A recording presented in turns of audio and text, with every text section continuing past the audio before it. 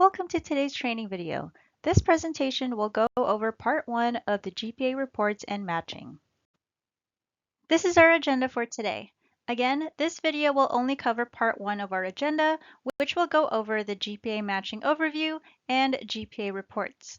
Part 2 will cover GPA matching, GPA editing, and end with student responsibilities. Let's begin with an overview of GPA matching. To start, this is a quick overview of what we recommend counselors follow during the academic year regarding GPA uploading, matching, and editing. It is the high school's responsibility to upload, edit, and match GPAs and verify the high school graduation of students who do not self-certify via their Web Grants for Students portal. This academic year checklist should help you with getting these items onto your calendars so they don't get missed. Beginning with September, you should be providing your seniors with a demographic verification form prior to uploading GPAs to ensure you have your students' current and most accurate address and other demographic information.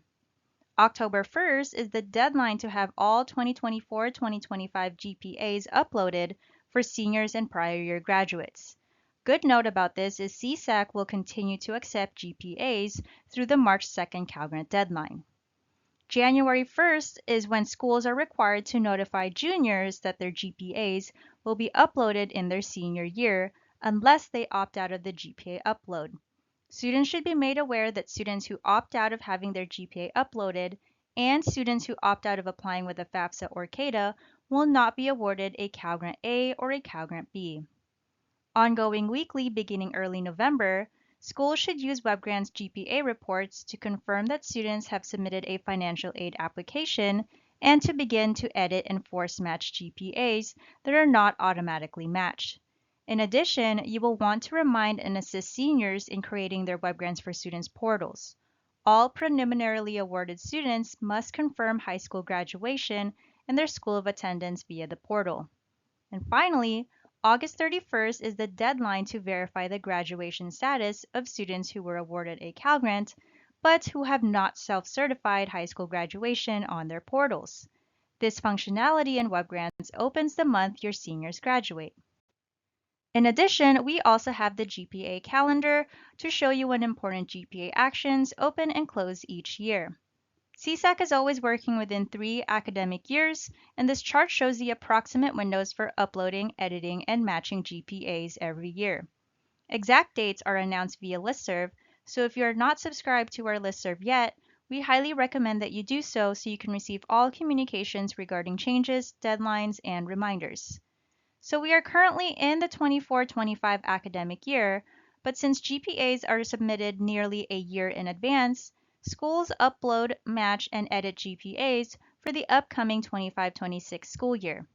As you can see, GPA uploads opened in August and closes on March 3rd. Editing GPAs open in October and closes on April 30th. And finally, GPA matching typically opens in November and will stay open through September 30th. This same process is repeated year after year.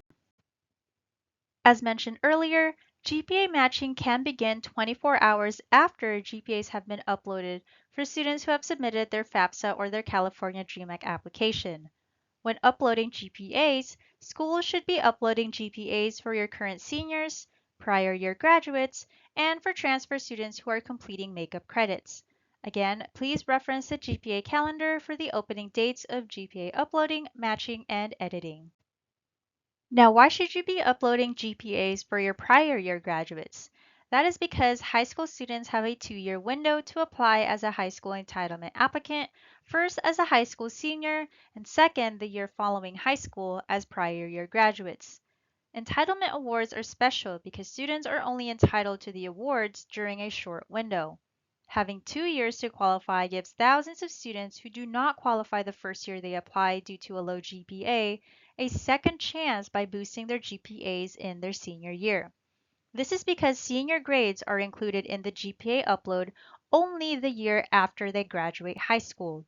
So when schools upload GPAs for their prior year graduates, they are using the students' GPA from their sophomore, junior, and senior grades. Whereas when uploading GPAs for your current seniors, You are only using their GPA from their sophomore to junior year grades and any summers after. Now, who does the 2-year high school entitlement window benefit? It benefits students who missed the March 2nd deadline, took a gap year after graduating high school either to work or travel, didn't apply for financial aid, were disqualified because the GPA was below the minimum for both Cal Grant A and B. And as a reminder, the minimum GPA for Cal Grant A is a 3.0, and the minimum GPA for a Cal Grant B is a 2.0. And then finally, if they were disqualified because the income was above the Cal Grant B ceiling, but the GPA was too low to qualify for a Cal Grant A. This is what we call a no Cal Grant zone, where the family either makes too much and the student doesn't meet the minimum GPA requirements for either a Cal Grant A or a Cal Grant B. To know more about the Cal Grant income and asset ceilings for the 25-26 academic year, please see the link at the bottom of the slide. So why is it important to match GPAs? Well, first, it is written in statute that the application process for a Cal Grant A or a Cal Grant B requires both a financial aid application and a matched GPA. In fact, applications with unmatched GPAs will not even be processed for a Cal Grant A or B because matched GPA is what triggers our Web Grants database to process applications for the Cal Grant award cycle. Therefore, an unmatched GPA is the same as no GPA. The result is the same. The application will never be processed and will never result in a Cal Grant A or B. Remember, Cal Grant C for vocational and technical certificate programs is the only Cal Grant that does not require a GPA. Another reason to match GPAs is that it supports the All In for FAFSA or CADA campaign, which requires seniors to submit a FAFSA or CADA before leaving high school or opt out beginning with the class of 2023. And finally, another reason to match GPAs is the Race to Submit campaign. Winning schools with the highest number of applications submitted with matched GPAs are honored each year by CSAC executive staff and state legislatures at the Race to Submit awards ceremony. Now, how can you help? You should start by giving your students a demographic verification form prior to uploading GPAs so you have the most current and accurate demographic information from your seniors. Next, ensure that all GPAs are uploaded by March 2nd. And finally, you can start manually linking unmatched GPAs weekly between October 1st through September 30th. Before we jump into the next section, we want to direct you to the many great GPA tools on our website. First, the high school GPA calculation includes detailed instructions on how to calculate high school GPA. Under Job Aids, we have a new and very helpful GPA matching and editing reference guide that covers everything you need to know for GPA matching. We highly recommend that you print this for easy reference. Under Forms, we have two forms. We have the GPA demographic verification form that was just mentioned. Make sure you provide this to your seniors prior to uploading GPAs to ensure your campus has the most current student information. The second form is the Cal Grant GPA opt-out form in both English and Spanish versions, which per statute, schools are required to provide this to your juniors no later than January. Under the non-SSN GPA upload documents, we have the non-SSN upload user guide, which has step-by-step instructions for uploading GPAs. And then finally, we also have record layout guides and templates that shows guidance on how to properly format text and CSV files for GPA uploading. Moving on to the next section, we are going to go over GPA reports. The GPA reports that we are going to cover in this section will help you to confirm GPA uploads, identify unmatched GPAs, show incomplete financial aid applications, and recognize awarded students. While Web Grants has multiple GPA reports, we will focus on these following reports in this presentation. So the first report is the non-SSN GPA upload report, which confirms the GPA count and batch number of GPAs uploaded. Next, we've got the non-SSN GPA status report, which is the most comprehensive report as it provides all the data that high school counselors need to successfully edit and match GPAs. We also have the financial aid application status report, which displays a list of students who did or did not submit a FAFSA or CADA. And lastly, the final report that we will look at is the student summary report. This identifies incomplete financial aid applications and lists students who are awarded a Cal Grant. A useful tip when accessing these reports is to look for a key or legend at the top or bottom of the reports. They contain helpful information when reading the reports and accessing other important information, such as the batch number or field key descriptions. So where can you access these reports? After logging into your WebGrants portal, under the Cal Grant menu, select Data Transfer, followed by Report Download. When you click Search to see all reports, a list of 8 different GPA reports will display. Many of the reports show duplicate data, so we will just focus on the 4 reports most widely used.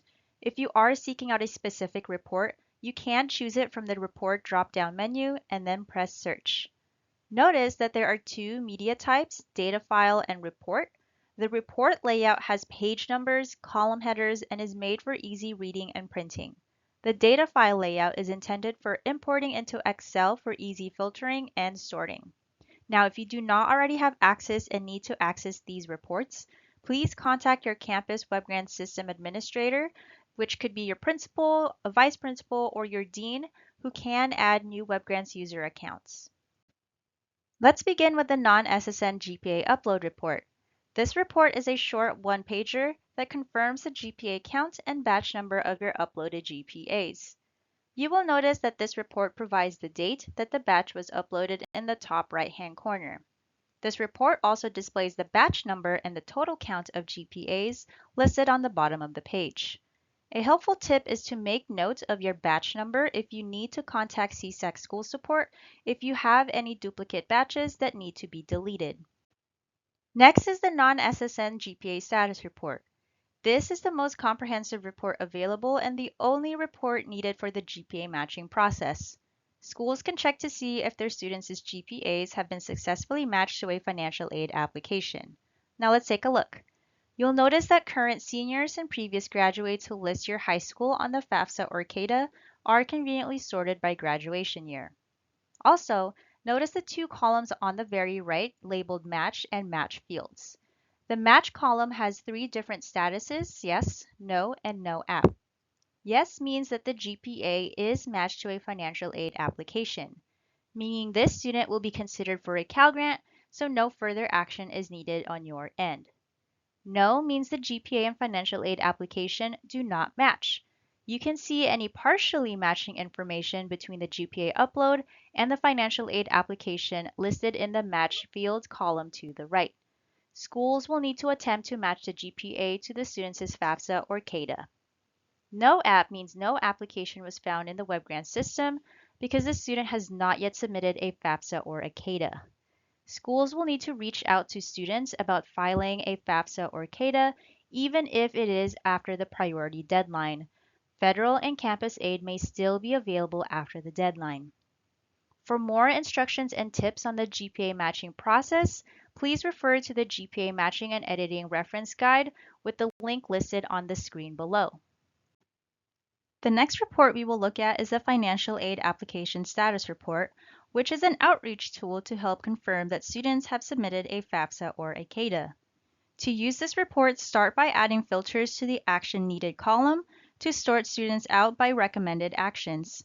This will allow different users to work the action types such as Outreach and Resolve FIN app errors, Outreach to submit FAFSA or CADA, Upload GPA, and many more. We'll take a closer look at some of these action types on the next slide. Let's take a look at the more commonly used action needed statuses. First is the Upload GPA. This means a GPA for the student was not uploaded into WebGrants. To resolve this issue, schools will need to upload GPAs individually or via a batch upload. Remember to upload GPAs for your current seniors and prior year graduates. Next is Outreach to submit app and or missing contributor. This means the student has not submitted a FAFSA or a CADA yet. To resolve, remind your student to apply and get all required contributor signatures. Next is Outreach and Resolve FIN Aid app errors. This means the student did file a FAFSA or a CADA, but the application has some unresolved errors, which causes the application to be incomplete. To resolve, students should log into their FAFSA or CADA to fix any errors or issues. Next is have student verified dependency status with college FAO. This means the student did not provide any parent information on their FAFSA or CADA and has a provisional SAI as a result. To resolve, the student should contact the financial aid office to discuss next steps for updating their dependency status. And then finally, none. This means the student has an application on file with a matched GPA. With these students, schools need to remind them to create a Web Grants for Students account to complete any pending tasks and to claim their award. Finally, the last report we will look at is the Student Summary Report. This report indicates whether the GPA was uploaded or manually keyed, and then lists the batch ID numbers of uploaded GPAs. However, it does not identify unmatched GPAs, so schools would need to use the non-SSN GPA report to identify students with unmatched GPAs. You can also use this report to outreach to students with incomplete financial aid applications, as indicated in the App Stat column. Late means the FAFSA or CADA was submitted after the priority deadline. This is useful if students ask why they weren't awarded a Cal Grant. No SAI is due to an incomplete application, often due to missing parent signatures. Finally, no app means there's no application found. It also shows the award status of students whose GPAs were uploaded. Yes means they are awarded a Cal Grant. No, they are not awarded a Cal Grant. Students who have been awarded a Cal Grant should create their Web Grants for Students account to claim their Cal Grant award. And that concludes the first part of the GPA Reports and Matching presentation. See you in part 2, where we will cover GPA matching, GPA editing, and student responsibilities.